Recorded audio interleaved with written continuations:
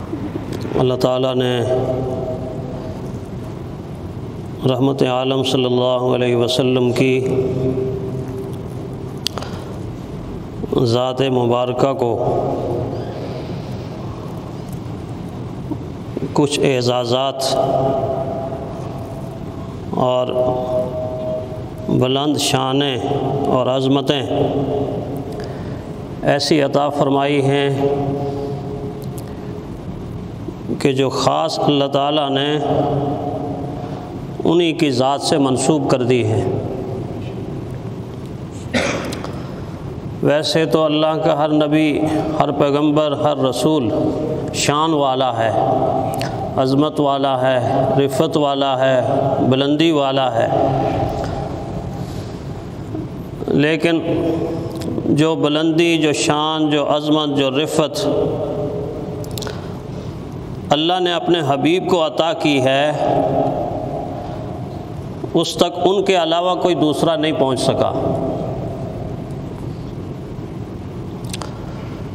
بلندیوں کی معراج کی آخری حد آمنہ کے لال پہ ختم ہوتی ہے۔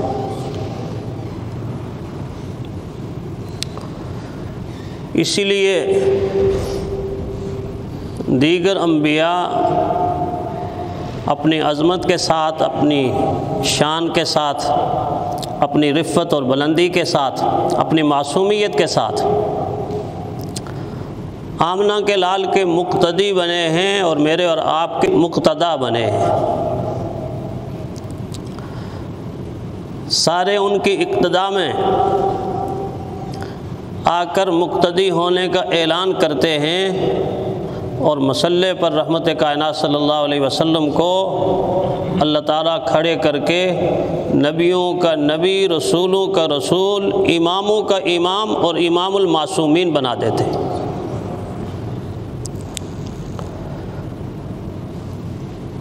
جن اعزازات کا اللہ تعالیٰ نے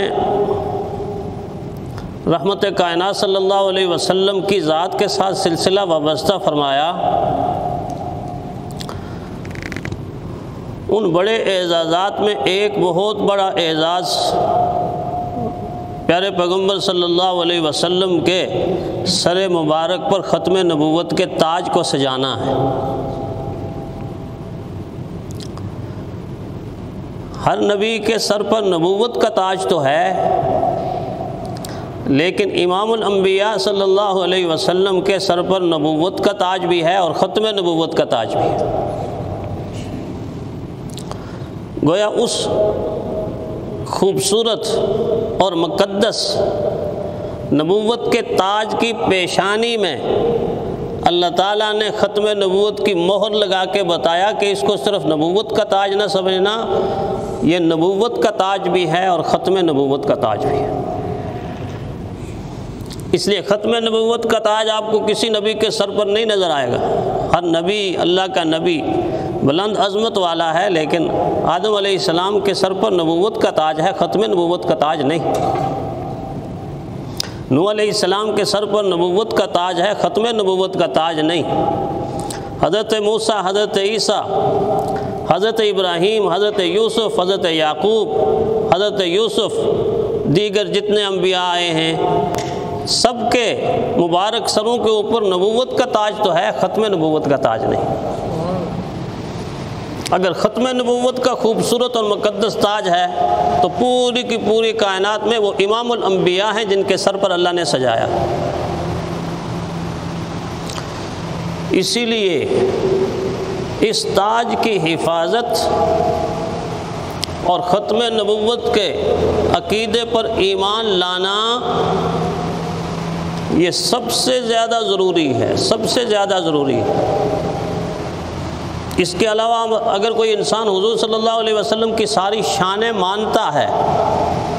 وہ یہ کہتا ہے کہ پیارے پیغمبر صلی اللہ علیہ وسلم اللہ کے محبوب ہیں، اللہ کے رسول ہیں، اللہ کے نبی ہیں، تاجدار مدینہ ہیں، سرور کونین ہیں، روح دو عالم ہیں، جان دو عالم ہیں، پیارے پیغمبر صلی اللہ علیہ وسلم کی ساری شانوں کو مان کر اگر وہ ختم نبوت کی شان اور اس عقیدے کو نہیں مانتا تو دین اس کو مسلمان تسلیم کرنے کے لیے تیار نہیں، حالانکہ ساری شانیں مانتا، ساری شانیں ماننے کے بعد وہ نماز کو مانتا ہے کہ نماز فرض ہے، روزہ فرض ہے، حج فرض ہے، زکوٰۃ فرض ہے، قرآن حکیم کو مانتا ہے، شریعت کے تمام احکامات کو مانتا ہے، لیکن یہ سب کچھ ماننے کے بعد اگر پیارے پیغمبر صلی اللہ علیہ وسلم کو آخری نبی نہیں مانتا تو دین اس کو مسلمان نہیں مانتا، دین اس کو مسلمان نہیں مانتا، اس لیے کہ اس نے حضور صلی اللہ علیہ وسلم کی اس شان کا انکار کیا ہے کہ جس شان کے انکار کے بعد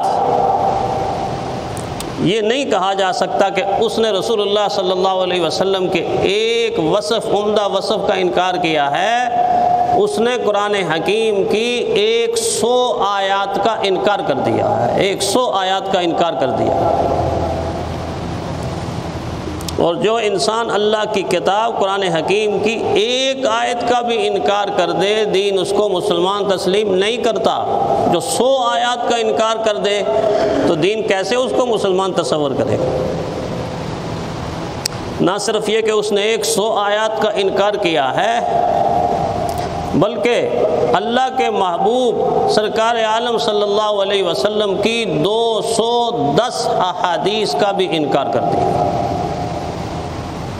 صرف اتنا جملہ کہنے سے آپ دیکھیں جملہ کتنا مختصر ہے، لیکن اس جملے کا کفر، اس جملے کی نحوست، اس جملے کا زہر، اس جملے کی بدبو اور اس جملے کے اندر چھپی ہوئی تباہی اور بربادی کتنی ہے کہ ایک جملہ کہنے سے ساری عبادات پر پانی پھر گیا۔ صرف اتنا کہہ دیا کہ میں حضور صلی اللہ علیہ وسلم کو نبی تو مانتا ہوں مگر آخری نبی نہیں مانتا، بس اتنا جملہ کہنے سے اس نے قرآن حکیم کی 100 آیات، رحمت کائنات صلی اللہ علیہ وسلم کی 210 احادیث کا انکار کر دیا، اس لیے کہ 100 آیات میں رحمت کائنات صلی اللہ علیہ وسلم کی ختم نبوت کے عنوان کو اجمالاً کہیں تفصیلاً اللہ تعالیٰ نے بار بار بار ذکر فرمایا تاکہ کہیں مسلمان کسی غلط فہمی کا شکار نہ ہو جائے، کسی گمراہی کا شکار نہ ہو جائے۔ رحمت کائنات صلی اللہ علیہ وسلم نے 210 احادیث میں ختم نبوت کے حوالے سے امت کو بار بار باخبر کیا ہے، بار بار باخبر کیا ہے۔ ایک حدیث میں فرمایا کہ قیامت اس وقت تک قائم نہیں ہوگی